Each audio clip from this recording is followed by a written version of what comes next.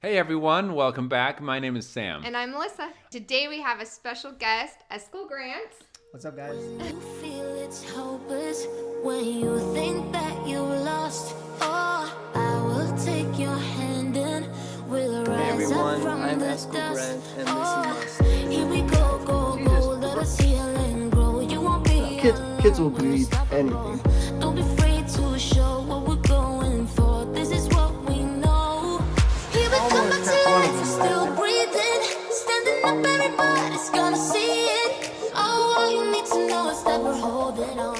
Even We're if we very fall. excited to have Eskil here. Played along for a while. And then what was the final straw for you? What did Well, your exit look like?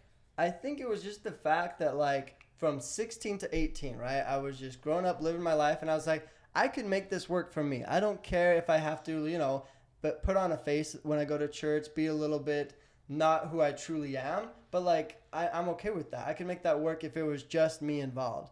But when I would see my younger siblings or really close friends, like especially with my really close friends getting married so young, I had a friend that I grew up by my whole life going through all the grade schools with, and he got married at 16 and was already having a baby like super young. Wow. I remember looking at that and being like, what in the world, like that? Like, I feel really bad for him, and it's like I'm in a group that is just gonna is supporting that and encouraging it and stuff like that, and I was just kind of like, if it was just me being affected, I could have went along with it and still somewhat lived my life and just still been a part of it. But when it was like my younger siblings or even close friends would come and ask me questions, I could not be okay with myself just being like, yeah, it's whatever. I had to be true to myself and be like, I don't agree with all this stuff.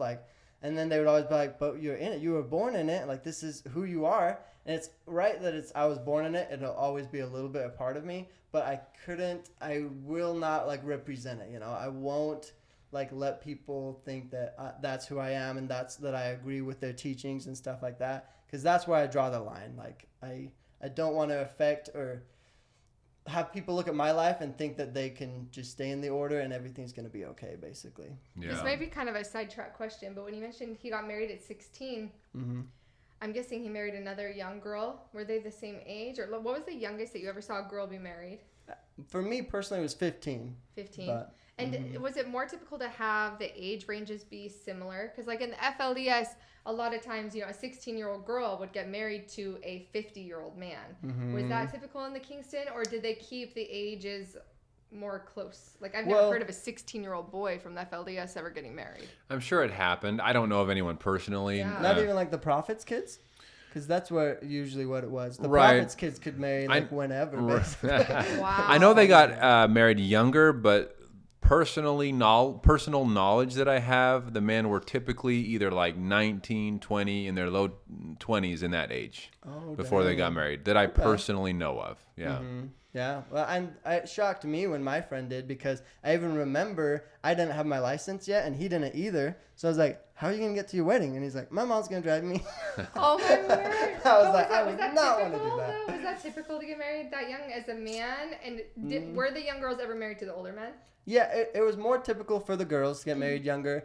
It was pretty rare for guys too, but because he was so close to, he was the Prophet's kid, so he was able to. But that is decently rare, I would say. But it was my own personal friend, so I definitely remember it very vividly, and it was crazy.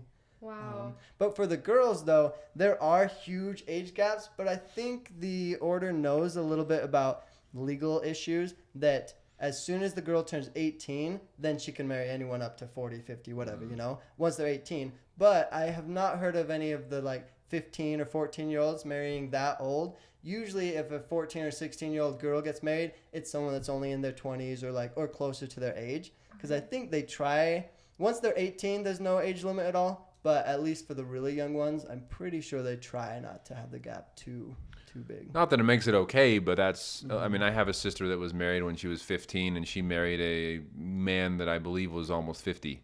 Wow. And she was his second wife. So, and then I have a sister that was 19 that married an 80-year-old man. So anyway, definitely, I'm glad to hear that it wasn't, that at least that you know of that, at least that big of a gap wasn't happening. Yeah, but it makes it sound like they're, even in its own twisted way, trying to be a little bit more considerate. I know. Well, I don't Yeah. think it's considered because their beliefs is that age doesn't matter. If there wasn't the government that they had to tiptoe around, they would let any So marriages it's happen purely anytime. saving their own hides. Yeah, exactly. I think that's what it's for. Gotcha. Okay. But So when you decided to leave, what did that look like? Like, did you call Amanda? Did you call a different sibling? Or Well- did you actually have to physically leave the community? Or were you able to stay in and, like, leave the beliefs? no, it's super hard to stay in and leave the beliefs. But it started when I just started putting money away in my little shoebox. And it was funny because I was like, I probably do want to leave, but I was so torn. You know, it's hard to have everything you've known growing up and then just decide to change. So it wasn't like that. It wasn't like, oh, I am officially not an order member anymore. It was like, let me just put some money under my bed for a rainy day, just in case. And like, I swear, I was the type of person that was like, I did not have the most backbone. If anyone would have found that money under my bed, I would have been like, oh, I'm turning it in tomorrow. Like right now, like I am a dedicated order member. Like I was saving it up for the church. Yeah, exactly. I would just do whatever they want me to do. But I was always like wanting a backup plan, you know, like if things didn't go well, like I want to be able to run away, especially when I was, I think, still 16. The first time I was like having a riff with my dad, and I was like, I'm just not going to go to church today just because, you know, I'm not feeling it. I'm not like, I mean, there was rare times he let me stay home from church because I was sick and stuff, but never just because. So I just wanted to be like, just to see if I could kind of. And he got so mad at me. And I remember being like, it was like absurd how mad he was just because I wanted to stay home from church one time, you guys. It's like just an experiment, and he would not allow it. So that's when I was like, okay, I need a backup plan just to like protect me from this guy, kind of, you know, because some of the things he does is just uncalled for. Like you can't really predict it, you know, like I don't know why he reacts the way that he does, and he has so much power that it's like he can get away with it. Yeah, So that's it's the like problem. that scared me a lot, but it was just Wow. really- So you started saving up money, and then I guess you waited until you were 18 before you made the big move. Yeah, I think I was 17 and like a half when I was like, okay, I need to get out of here. Like things aren't looking good for me. Like I hate the situation that I'm in, and I just wasn't doing anything with my life. You know, everything felt mundane. I wasn't able to progress very much. So I called up some of my actually one of my half brothers that was on the outside, and I was like, can I just come live with you? Can you help me to leave? And he was like, it's going to be really hard when you're 17 because in Utah, the police oftentimes will take you back to your home and Yep. stuff. Yep. And so even though I was ready to leave at that point, I just felt like it was better to wait till I was 18. And then 2 days after I turned 18, I ended up leaving. So Wow. Okay. So you say you had a half brother on the outside. Yep. So he must have been a part of the church at one point as well. yep. Mm-hmm. Okay. And so had he left a long time ago, or? Like a good 4 years ago. Okay. stuff And like was he? that before me. Okay. So he had been married and had kids probably within the church. No, because he left right as he turned 18 as well, I believe. So. Oh. Okay. I'm sorry. Okay. Okay. I got you. So but was it him that you moved in with when you left? No, like it was interesting. He was my only brother that was on the outside. So for some reason, I wanted his help because I was a little bit worried about asking my sisters for help. Maybe just because of my upbringing, I thought women couldn't do as much or whatever, you know. So I reached out to him, and when he couldn't, then that's when I reached out to Amanda, and Amanda helped me fine. It wasn't when I did leave, the half brother didn't even need to help me. He was willing and was able to, but like my sisters took such good care of me that everything was fine. Like I just got help from them. So That's awesome. So out of the 10 siblings, how many have left? 4. I'm the youngest one that I have left so far. Me and then my 3 older sisters. So Okay. That's So the amazing 4 that of you in have total. sisters that have left. That's Yeah. really awesome. Did your half brother leave before any of your sisters, or did your sisters leave before? it was very close in timing that I think Amanda left first, then my half brother, Man. then my other sisters. Yeah. So. Good for Amanda, to be able to she make was a the move first like that. one. That's it's not very common, at least from what I've seen in the FLDS. And I'm sure she had the hardest because I literally clung to her and like took her advice, and she knew the ropes to help me, you know. But I don't know who helped her. Like, go watch her YouTube channel. Yeah, go watch Amanda Ray. Is her Amanda YouTube Ray. channel. She's a amazing. a strong woman that's been through a lot for sure. And she's so. helped a lot of people too. So Yeah. it's really Yeah. To be able to leave. That is awesome. Very awesome. Yeah. So what was your biggest culture shock after having left? I think definitely it has to do something along the lines of like dating and girls in general, because like all growing up, I don't think of, oh, how am I supposed to win a girl over? I just think like, when is God gonna give me a girl? You know? like that's all. She just I falls think in my of. lap, right? At some point, I'm just sitting on the bus. All of a sudden, I catch her, and we're good. Yeah. So once I left, I was like, shoot, dang, how is it gonna work now? You know what do I gotta do? And so that's where I think was the biggest shift for me. I had to figure out like what my beliefs were on it first, what I wanted my morals to be, and things like that, and then how I was gonna put it all into action. So. Yeah. Wow. Well, before we get into any questions that you might have for us, and I'm sure everyone is going to want to know kind of what you're up to now. How are things looking for you? How did you overcome some of the challenges of going into the normal life, like dating and that kind of thing? So what are you up to now, and how's life these days? First of all, how long has it been? It's been 6 years now. Since you moved out? Almost 7, actually. Coming up on 7. So. Wow. Okay, so a lot has happened, I assume, in the last 7 years, We almost. could probably do another couple hour video. We won't keep you here all day. So the short version of kind of afterlife. Okay, yeah. So I'm definitely a very slow person. I feel like I didn't rush into a whole lot of things, and I just took my time on everything. So when it came to dating, I still kind of thought that I would just wait for my wedding day to ever kiss a girl or to like do anything. And I thought like, I knew I'd have to do something a little different, but I still believed like if I just pray really hard, then something will work out and I'll get married somehow. And so for the longest time, that's how I was. And I never really dated. I just kind of hoped for the best. And I think a good maybe year into it, a year after I had first left, and I was like, okay, maybe I should be more open-minded. And I kind of had a crush on this girl too. So I was like, okay, maybe I should do something. And I had been talking to this girl a lot, but I didn't dare to like ask her out or anything. And I could kind of tell that she was wondering like what I was going to do as well. So I finally just ended up kind of sending it from there. And I was super slow. Like literally I started dating this girl, basically the first girl I had ever dated in my whole life. And then we dated for almost 2 years. Well, in total, we dated for about 2 years, but it took me 6 months till I had even like held her hand and stuff like that. So I was way slow. That's a patient super girl. Slow. Yeah. And like we were just very like I was so just getting used to it. I guess I was really bad at all of this kind of stuff, and I really appreciate her, even though we're not together anymore. Like everything's different now, but she was so patient with me. She was very understanding, and I needed her because she taught me so much. You know, she helped me understand like just how to be comfortable around a girl, how not to be so weird. You know, it's like when you first I know. The same thing happened to me because from where we're from, the man is in charge.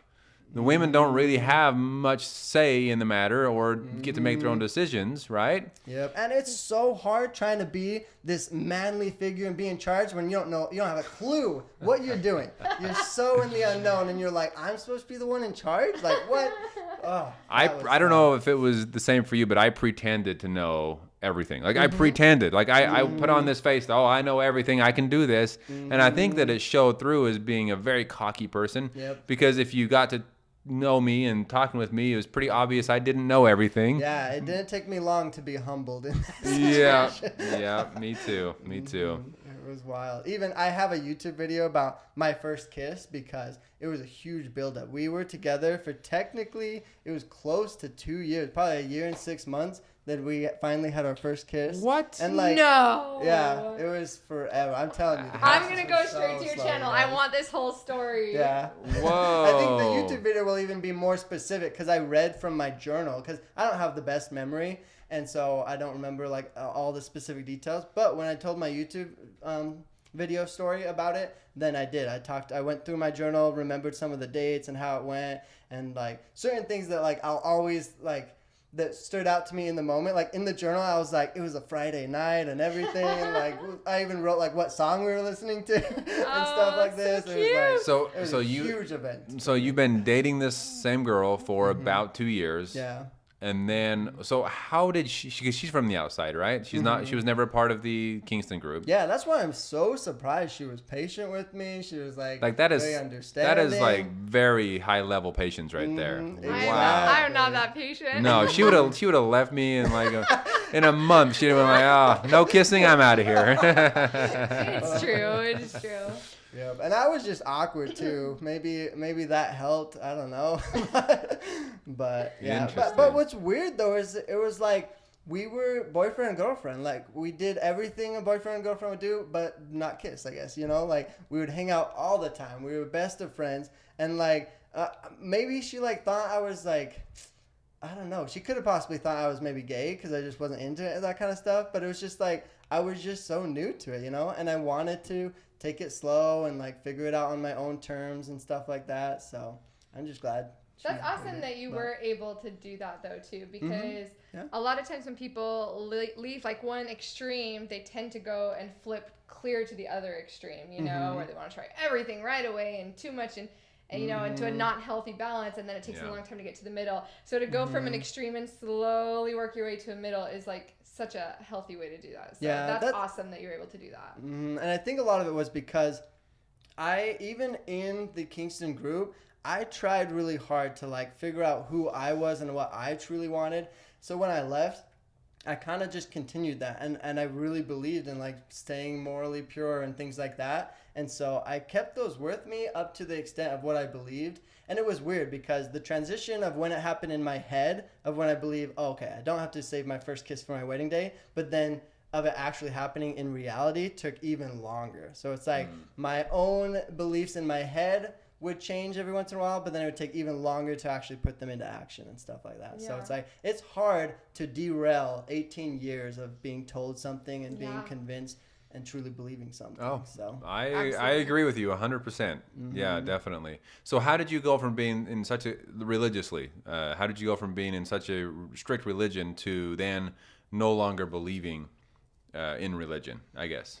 Well, I definitely believed in religion. I was like so convinced that like I still needed to be a good disciple of God. I still needed to do everything right, and even more so, I think the reason why I was so afraid of kissing girls and stuff, because I was like, okay, now that I don't have God's church to let me into heaven, I have to figure out how to get into heaven, you know? I was actually going to ask, when you first left, like, did you no longer believe that the prophet was a prophet? Like, did your belief of him as a prophet go away before you left, or was that after? Because, like, Sam, he still believed Warren Jeffs was the prophet when he left. He just didn't want that lifestyle. I want a different lifestyle, but I still believe that one day I would probably go back. That's kind of what I thought. And it's common. He's had brothers also that, like, we've helped leave that, like, they still leave and they had like Warren Jeffs as their back screen, like the screen on their phone and stuff. Really? For a long time, and then they realized they want a different lifestyle, and then they stopped believing in the prophet. Did you stop believing in the prophet first, or did you leave and then kind of came out of the beliefs? I definitely stopped believing first, because I remember one time catching the prophet of God in a lie,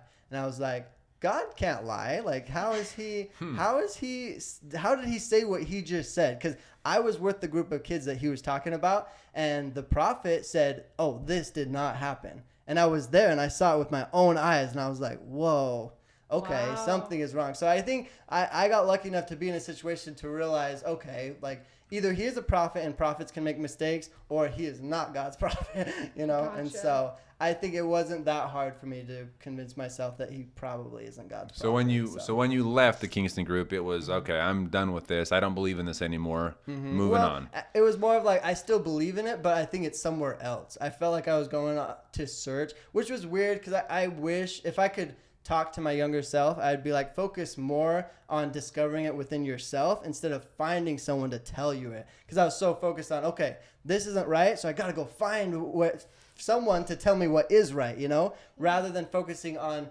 like reading the scriptures myself and discovering it for myself, basically. I felt that way a lot when we went through our spiritual journey. I remember thinking that, because when you've been raised your whole life that this is the one and only truth. And then if you start dismantling that and you're like, I don't believe that that's the truth anymore, then you think there has to be one and only truth somewhere, right? Yeah. The idea that there's this one and only, it's like, so then I started trying to look as well, and I'm like, but where's the one and only? Is it this one? Is it this one? Is it this one? And it took a while before I realized, like what you were saying, like, oh, I don't have to find a replacement I can go on my own spiritual journey myself Exactly. and not feel like there's replacement. But I feel like that's very common when you leave a religion that says it's the whole truth. Then you think, well, there has to be a whole truth out there. You have to find Yeah, it. and I think that's why I was so appealed to, or like I liked the mainstream LDS church so much, because I started visiting as many churches as I could. I met with Jehovah's Witness missionaries. I met Wow. with Baptist missionaries and with the LDS missionaries. And I just like, I felt so much like I needed to hurry and find a replacement to like, for someone to tell me what to do. Cause I was scared of trust. I basically didn't trust myself. I was like, oh, if I tell myself what's right or wrong, I'm just going to do what's fun, you know? So I was like, I wanted to get a replacement. So I started visiting with so many others and just I feel bad. Cause I wish I could have talked to myself back then and been like, don't focus so much on just needing someone to tell you what to do. Figure out how to decide that for yourself. But Okay. Yeah, I that can was my understand focus. that for sure. I mean, but I feel like coming from a place, you and I similarly, coming from a place like that, we do need something. We need a replacement. At the time, for sure. Yeah. At the time, we need something, or we go off the deep end, I guess you could say, because we're like, well, either we're going to continue trying to have someone show us the way, or we're just going to, like you said, go off on our own and just try That feels so everything. scary. Yeah, and we're so used to being followers. So it's like when the missionaries were like, "Hey, do this," I was like, "Okay, tell me what else can I do?" You know, I was so ready to do whatever they told me to, Right. and so it was so easy to just fit into their form how they wanted. Right. So- Well, and not only that, but the mainstream LDS church. I joined the mainstream LDS church after moving out of the FLDS. It was so familiar, so similar in teachings that it was a lot easier to be like, okay, well, you know, this doesn't seem like it's doing all the bad things or not so strict as the one I came from. So this is probably good for me. And I really did feel like that at that time it was a really good decision for me to kind of have a direction to move towards. Oh yeah, and mine was similar. I even told the missionary, I was like, I pretty much am Mormon. I'm a true Mormon. Like I am one of you guys. So yeah, I should be able to get baptized and join right in with you guys. No problem. Yeah. So I don't think we've clearly said this. So you after leaving the Kingston group, then you were baptized into the mainstream LDS church. Yeah. And it was how pretty long quick. after was it?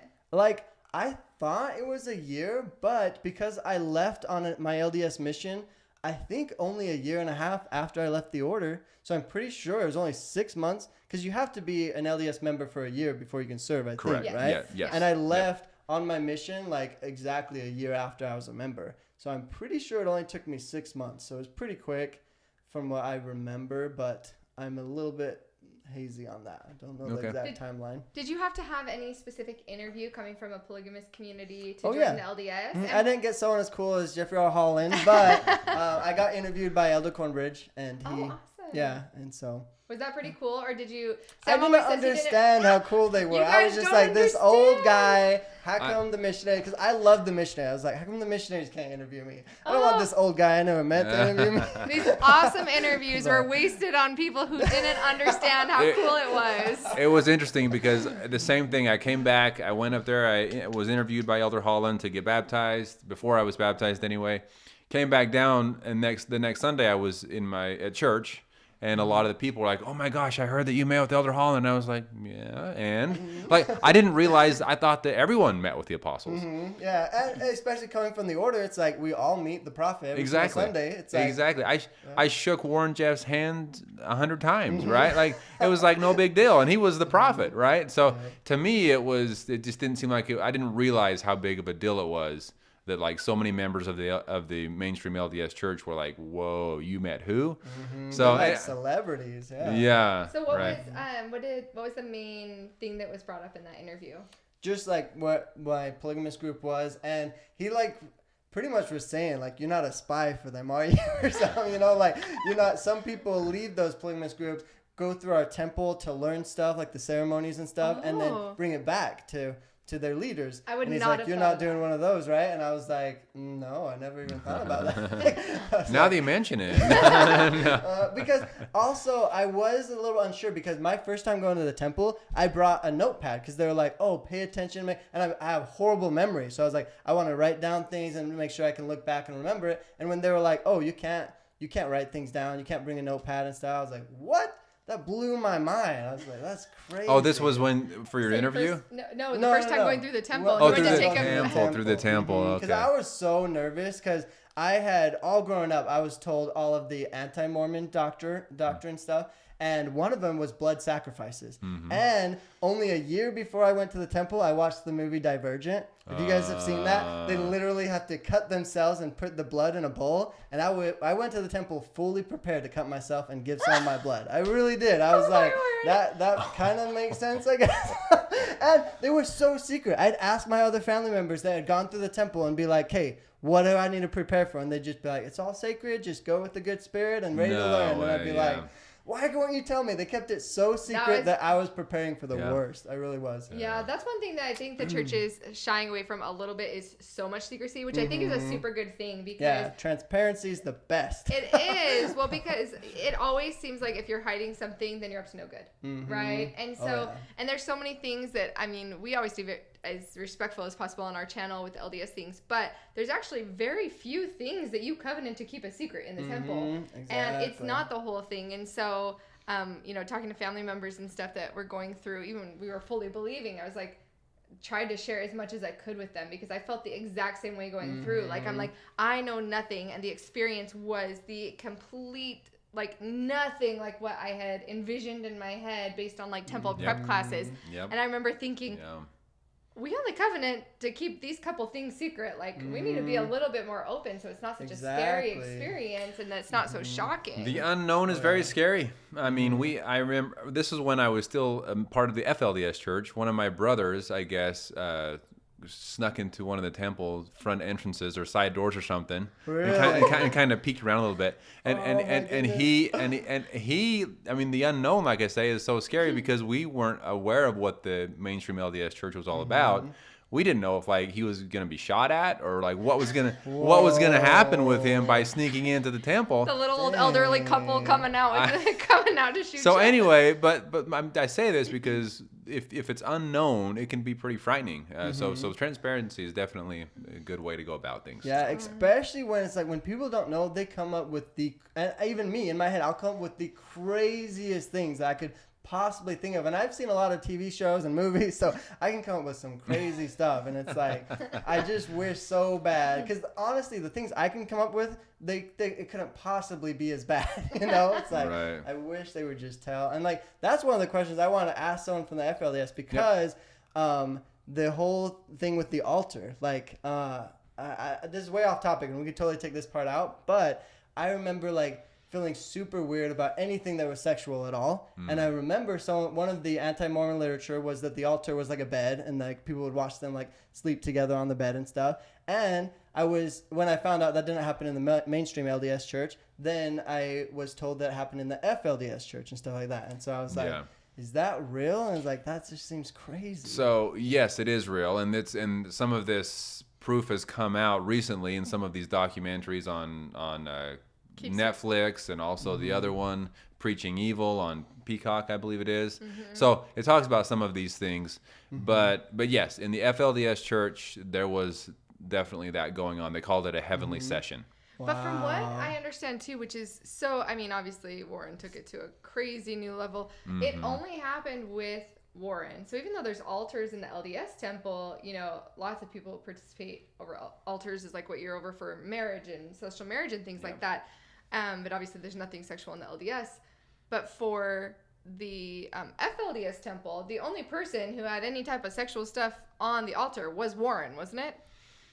As far as what all the documentaries, I mean, we understand. You didn't even know that happened with Warren. Like the rest of the community did not know, unless you were part of the heavenly sessions. Like his wives, his very small. Wait, you have a sister that was his wife, though. So not they weren't allowed to tell. Not Warren's wife, and not only that, but to be blunt here, the moment my sister was married into the Jeffs family, she was kind of cut off. I mean, I saw her on occasion. She wasn't about to tell us about anything that was going on. She was better than the rest of us at that point because she was a part of the Jeffs family. Wow. And so even if she knew all the dirty, dark secrets, which I'm sure she does, well, first of all, she was never married to Warren. She was married to Rulin. And then Warren's brother, and then another Warren. I don't want to get into all that. But anyway, that is infuriating. But But she wouldn't be telling us about what was going on. Or, like, it's Okay. very secretive. Dang. Yeah. So was that early for you when you realized there wasn't a bed in the LDS temple? Yeah, well, no, I first saw the altar where you just kneel down at, and it was like, I know it's small, but in my head I was like, whoa, is that what that is? You know, like freaking out. Then you're making up other images of what could be going on. So yeah. Exactly. And honestly, like my first time going through the temple, I went through the whole thing, got to the end, and I was like, okay, what's next? Like, this can't be all of it. Like I was told so many things that there's got to be something crazier, you know, happening. Yeah. See, that's funny because you and I are the same way because we came from these extreme religions that I went through the temple and I was like, oh, that's it? Oh, okay. Someone that isn't from a very crazy religion like ours goes through the temple and they're like, whoa, that was weird. Really? So, Even yeah. growing up LDS, and I like went to temple prep classes, and my entire life I knew so much LDS doctrine, and it was still so secretive that when I went through, I remember it was super overwhelming and way more odd than what I was expecting, to where I was like, this is weird. But I didn't have a whole lot of time to process because as a woman, like you go through the day before you get married. So our wedding was the next morning. So like I go through and I remember thinking, whoa, this is a little much. Yeah. But I didn't have time to process because my next thought was literally like, well, I'm getting married here tomorrow, so let's shift gears, focus on that. I can go back and figure all that out later, you know? But I think even for LDS members, it can be a lot. And so I asked Sam, like later, I was like, that was like a lot to take in, and it was kind of a little odd. And he's like, really? I don't remember that. And I was like, it's probably because that's like the strangest things that happen in the LDS, I think would be considered the things that happen in the temple. And for the FLDS, a temple ceremony is like the most normal thing you've ever seen. You know, so I don't know. No, it's true. So I'm not surprised to hear you say, "Oh, I wasn't that bad." Like, no big deal. But I did think something was being kept secret because my first time going through, I remember walking past the sealing room. And they didn't let me go into it. So I was like, oh, that's the secret room. How do I get in there? I don't know what goes on in that one. Yeah, yeah, that's so true. So much going on in my mind. Oh, no. You're like, the altar's bigger in there. I hope that doesn't mean anything else. It doesn't, by the way. Nothing weird happens in that. You just have a bigger altar that you kneel at for sealings. Yeah, well, nowadays, I mean, 6 years ago. Well, now they have videos. You can see all the rooms and stuff. But it's nothing back then, scary. even 5-6 years ago, there wasn't this much information out here, but now they're being a lot more transparent in a lot of ways. So. And for anybody that is like interested in wanting to know more, like whenever there's a new temple built, they have open houses where you can actually go and walk through and get to see the temples before they're dedicated. Once they're dedicated, then it's only for members that have temple recommends. But before that, if you ever have an opportunity in your area to go walk through, it's really cool. I think you'd probably enjoy getting to see for yourself what's inside what's kind there, of not have that. They're not going to tell you. They're not going to tell you what happens in but there and all that. See all but the rooms you'll and the be able beauty to see of it. it. They might talk a little bit now about what happens, and I'm not sure. They at least tell you the titles. Like this is the sealing room. This is for room. the endowments. Okay. And stuff. I've never done a one of the open houses, so I'm not sure. Yeah. But Nice. but okay. Well, before you haven't, I don't know if you do have any other. Oh, sorry, go I ahead. have one more question. Where did you serve your mission? It's called the Barbados Bridgetown Mission, but it was just in the Caribbean islands. Caribbean island, English speaking. English speaking, yep. So it was really fun. Awesome. How was that? It was awesome. I have a whole YouTube video on that as well. A few pictures from it too. That was my favorite. I love taking pictures on all the different islands I went to and stuff. And yeah, it was cool. Honestly, one of the biggest like benefits of becoming LDS and like I guess being a part of the church was being able to serve that mission. Like I learned so much from it. It taught me a ton. I don't regret it at all. Like, I love it so much. And I'm still LDS. Like I still go to church every single Sunday. I love the church. I really do. I just am not the type of person to just ignore the flaws, you know. It's not perfect. It's not they don't not make mistakes, you know. There's still some things that I think could be better. But I love the church. I love going to church every single Sunday. I love being a part of it and helping with all the service projects that they have and stuff like that. And my mission was one of the greatest opportunities to serve I've ever had, and I loved it. It was really cool. I met so many people, and I loved being able to dedicate 2 years of purely, you know, reading the scriptures, learning, and trying to find out what I thought was true. And they provided an opportunity for me to really set aside that time and focus on what mattered to me. So I thought that was awesome. Well, that's awesome. I'm glad to hear it for sure. And I've said this before, but really, if anyone ever has the opportunity, to just set their needs aside, forget about themselves for a little bit, and just focus on helping others and serving others. Exactly. It's life changing. It really Oh, is. yeah. What I mean, you may not have 2 years, but any time to just kind of focus on other people, it helps you. I guess feel happier in life, I would say. And know how to like prioritize your true desires and wants, because that was at a time in my life so vulnerable. I had gone from one religion to the next, still developing who I was, still growing, going through my young adult phases and stuff, you know. So it was just amazing to have that structure, have that opportunity, and just to really focus and prioritize on that type of spiritual stuff. So That's awesome. Great. Okay, I think that's the perfect segue into. Great. So yes, no, I was just going to say before, kind of, I don't know if you have more questions for us, or if you do, I'm an open book, so have at it. But before we get into any of that, I was just going to say, for any of those that are still in the Kingston group, if you had something you would tell them, what would that be? Now knowing what you know now, coming from there, what would be like your message to people that are still in the Kingston group or still in the church? I think right now I would actually say that I want them to know that I've actually been told that I could come back to the Kingston group after all that I've been through, you guys. And so I would not be so afraid of taking a peek at the outside world, possibly getting an apartment, trying something on your own, and then go back if you want to. I know to all the Kingston people, they're like, no, that's forbidden, that's so bad. But it's like, honestly, if you just could kind of take a peek on the other side, and then if you choose to go back, that's just more power to you. You've seen your other options, basically, and you still choosing to be a part of it. It's like, wow, okay, like you at least are making that conscious decision. Whereas so many people that are just there because they're there. They're like too afraid to try anything, or they fear if they leave, they won't be able to come back and stuff like that. It's like, I just wish they knew that they have so much more potential. There's so much more that they can try, and it's not that hard on the outside. Honestly, anyone that's like determined, hardworking, and really has a desire to make it out here, you can do it. There's so much opportunity. There's so many people that are actually kind and loving and willing to help. And in the order, they make it sound like that's not a thing and that you're going to become homeless and addicted to something super fast. But that's not the case. And if you determine and you have a true desire, you can accomplish anything in this world. And so that's what I wish I would have known at a younger age. And I feel like that would have given me way more confidence and just the ability to go out there and just to chase my dreams. So Awesome. Well, So thank you.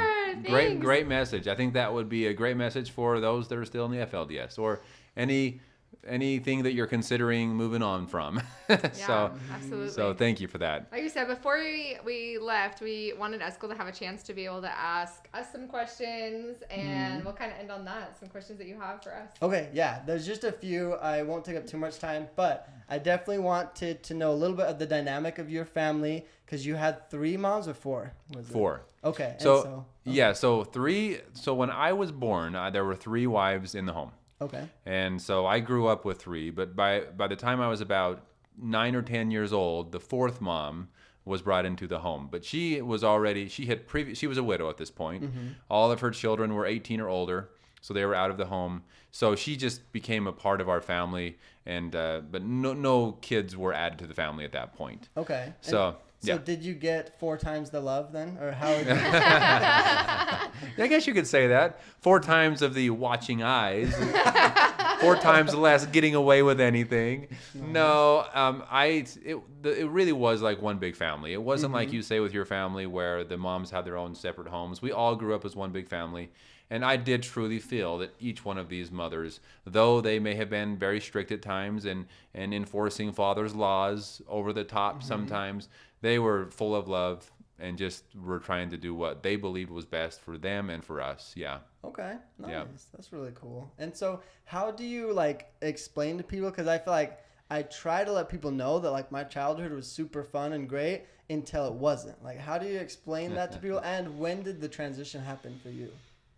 Oh boy. I think that my childhood was a blast in the sense that I had a lot of loving brothers and sisters and family around, and I didn't know any better. I didn't know that I was missing out on becoming a football star. No, I'm just kidding.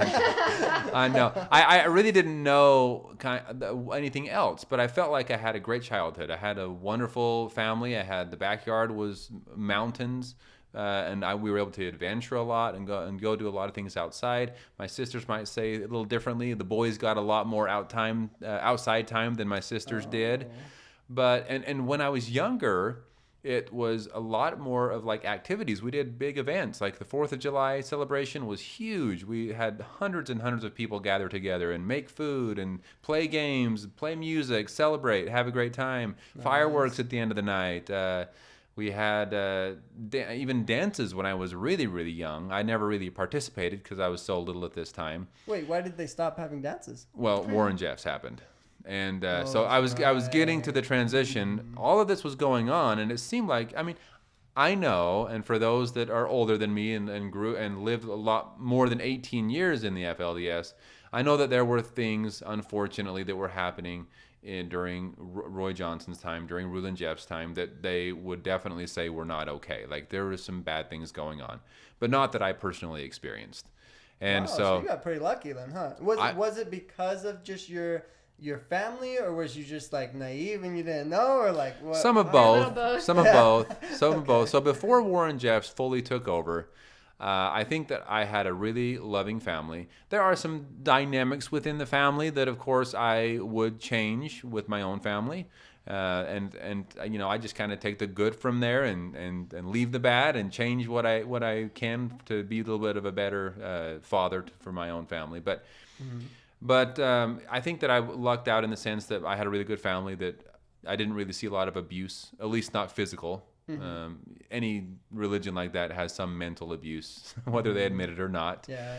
So yeah, I think that, and I think a little bit of a luck and a little bit of a really good family. Okay, nice. And that's really cool. Yeah. So, but then when Warren Jeffs took over, he took away all the fun, even the word fun. And no joke, we were not allowed to say fun.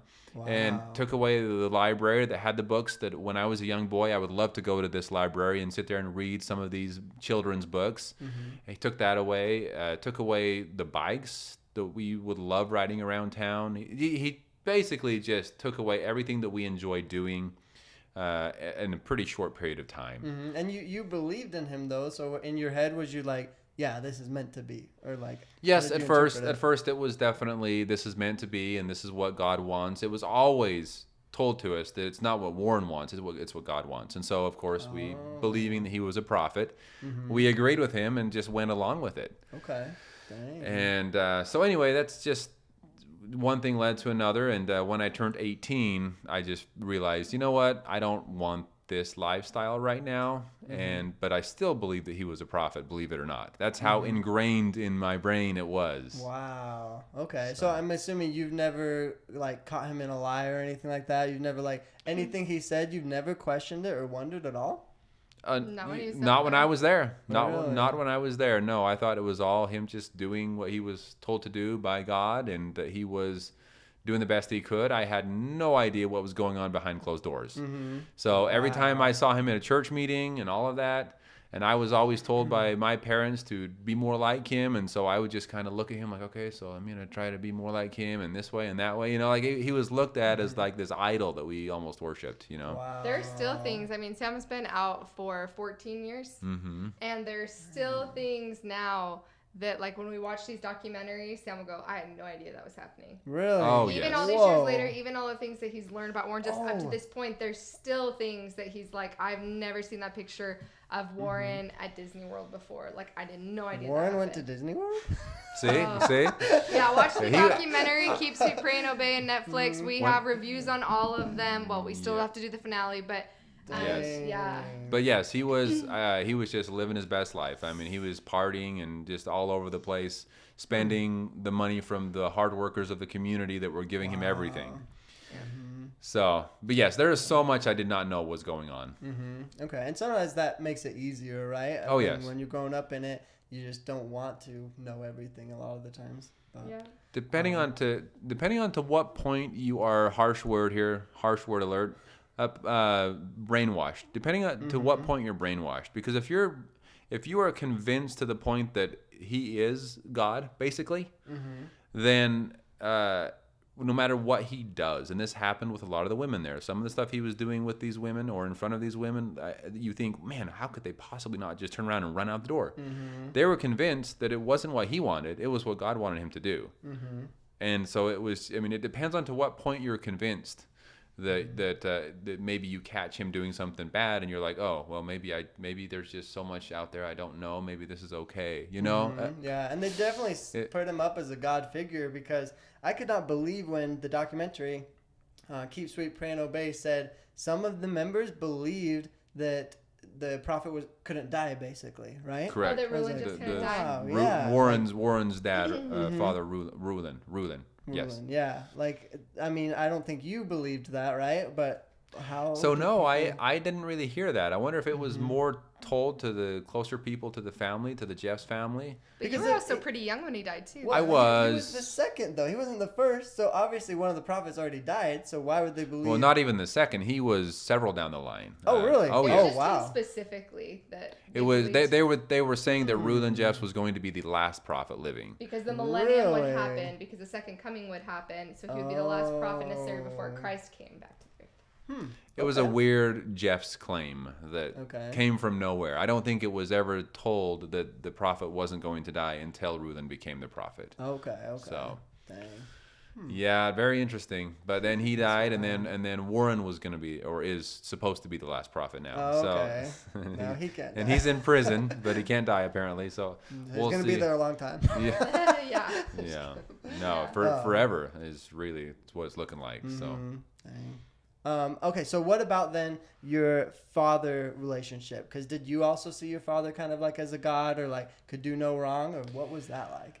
I don't know if I'd go as far as God, but I guess in a way, in a perfect figure that we were supposed to be like him and obey everything he says. The mothers in the home would enforce his laws and enforce his rules to make sure. And even to this day, if I had the opportunity to talk to my mother over the phone, she would say, just remember to listen to Father, to follow Father, to do what he says, right?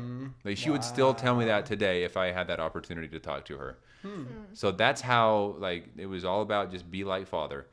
But it wasn't the relationship, unfortunately. And this is one of the things that I leave behind and don't want for my own family, is the relationship between father and son wasn't really there.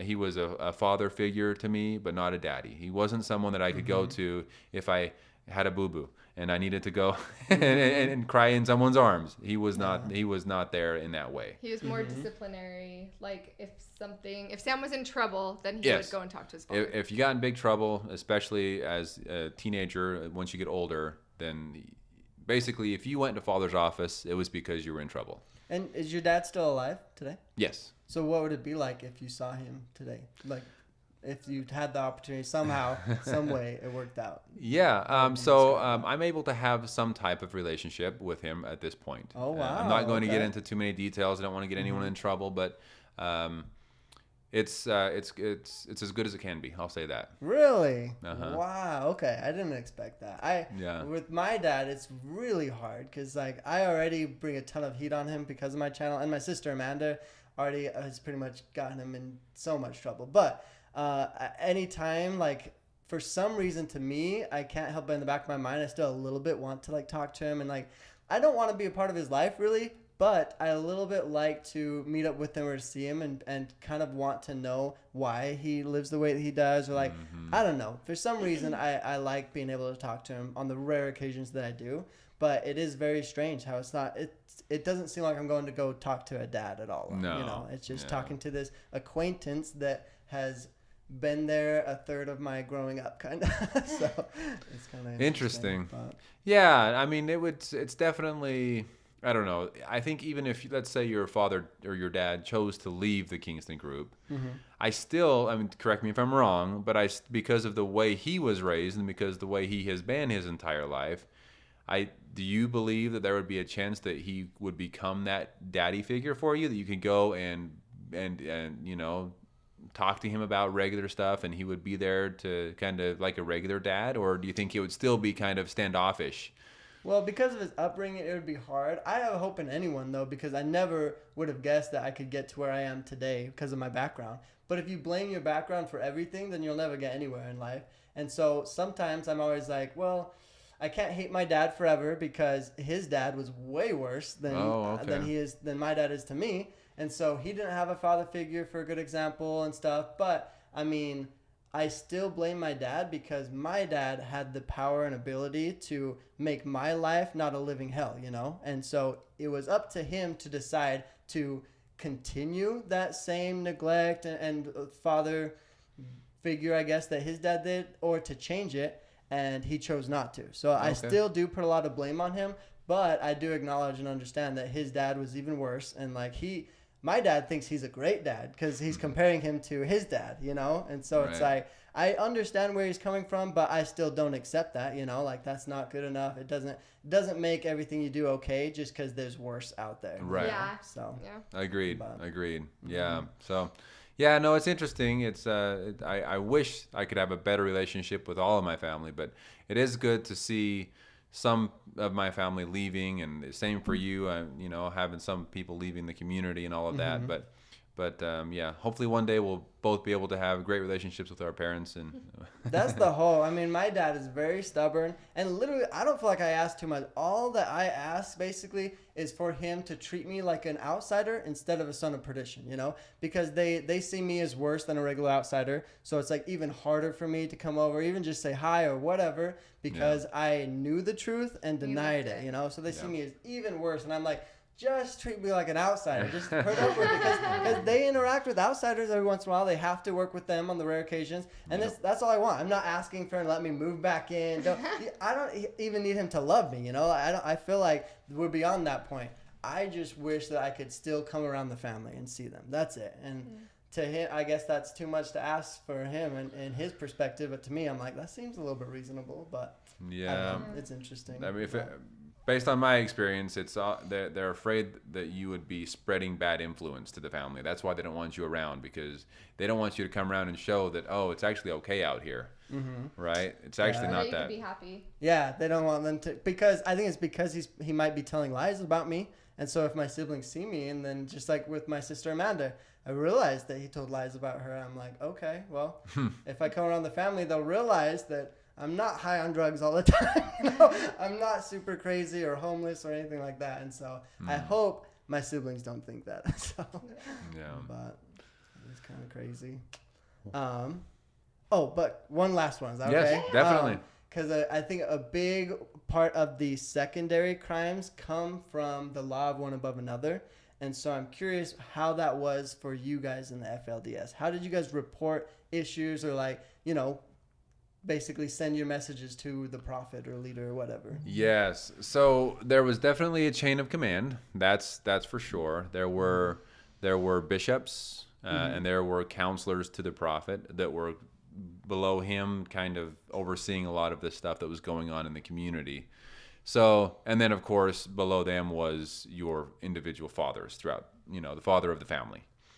So as far as that goes, I know of people that were forced out of the community or kicked out because of something they did or claimed that they did, and then they had to go away and repent, for example. And so they would have to send letters about their repentance process to the father of the family, who would then pass it to the bishop, who would then pass it to the prophet, or, you know, it's something along those lines. There was always like a chain of command.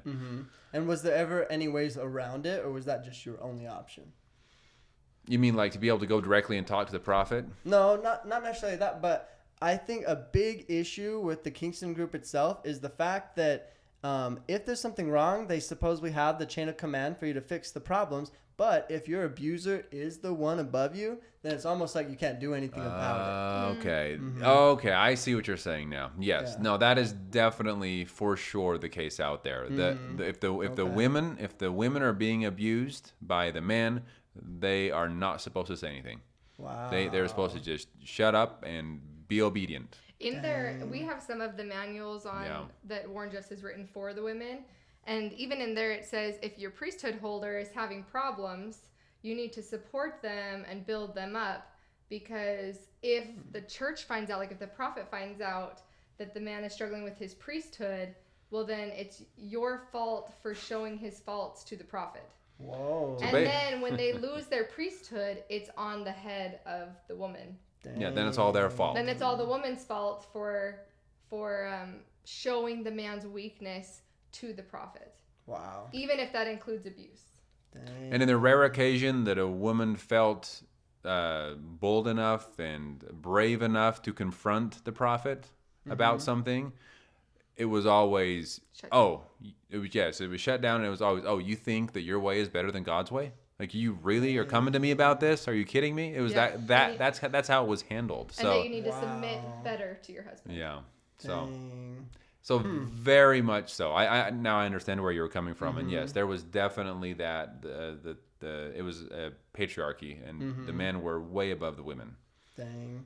Wow. And to me, I see that as even one of the biggest issues. Oh, with yes. Giving so much power and having control. And so that seems like one of the worst things about it. But I agree, because it allows so much abuse to be just swept under the rug. yeah, and it gives them so much power that it's not only are they above the law, but they're above their wives, they're above the families, they're above anything. You know, they can just do whatever they want and just no repercussions, I guess. But So speak up. crazy. Yeah. Speak Well, up. did you have any other questions for us, or? I think that's basically it. Awesome. All right. Awesome. Well, thank you so Thank much you for being here. And you said you had coming. something you wanted to give us. Oh, yes. I'm so Oh, glad yeah. you Well, reminded me. I totally would have forgot. But I brought these a long way, and it was really hard. So I want to make sure that... You're by the so way, sweet. we have no idea what this is, by the way. No, This he is a just complete said surprise. So before the end. I'm excited. It sounds Okay. heavy. It sounds Well, heavy. the first one is a mint candle. Wow. So, wait. I kind of- Did you what? make this? Yes, I have a No. YouTube video about making it too, and Whoa. I actually juggled them. And then I have this lavender one too. Ah. So, I got it. Oh, this smells so good. You make this? yep, I homemade. I just recently started making them because my sister. So I also have this for you guys. But this is Oh, coming from me man. and my sister. Aw. My sister makes these cool little mugs, and so Oh, this I is love from these. both of us. Yes, We thank Oh, you. that's I've seen these on her channel as well. And this is her artwork, right? Well, and mine. I helped Is her yours with too? these ones. Yeah, this one was Oh. when we did a collaboration. We both worked on the art projects. Wow. Oh, I So- love it. Thank you. And I can't so believe you much. make these. It Yeah. smells so good. And they're Nice. so cute. I love Do these you lids, too. sell these? I'm going to. Yeah, Okay. they'll be on Amanda Ray's website on Just Culty Things or whatever like that. So Okay. Yeah. Awesome. Well, check them out. Well, That thank smells you great. so much. And we were so happy to have you on. yeah, Again, this Yes. is fun. if you like hearing more about how Sam was raised in polygamy, please like and subscribe. Also, go to Eskel's channel, ESKEL Grant, If you and spell it right, you'll find it. you'll very find easily. it. And Yes. then as far as are we videos? Are we going to do we will probably half here and half there, or Yes, we will. we'll cut this I'm out? gonna cut this out because I I'll cut realize this it out. doesn't matter to tell you at the end anyway. Oh, But It doesn't? well, no, because they're not gonna see this part. 'cause it'll be Oh, on the duh. end. It'll be on the end. I took too much. of I'll this just smelling put it in a title lavender. screen. Hang on, Okay. ready? Just look at me. Anyway, thank you so much for being here. We you. are. This is so sweet of you. So thoughtful. If you would like to hear more about what it was like for Sam to grow up in polygamy, please like and subscribe, and please go to Eskel's channel, ESKEL Grant, and go like and subscribe his videos as well. Yes. Support him with these. They smell so good. I With these didn't smell that candles. one. Let's see. I'm sure his channel will announce when they are out for sale. So thank you all, and we will talk to y'all soon. Thank you all. Talk to you Sweet. soon. Thank you guys. But they can't, you can't tell me what. Tell someone that you know. It's like you're straight up lying.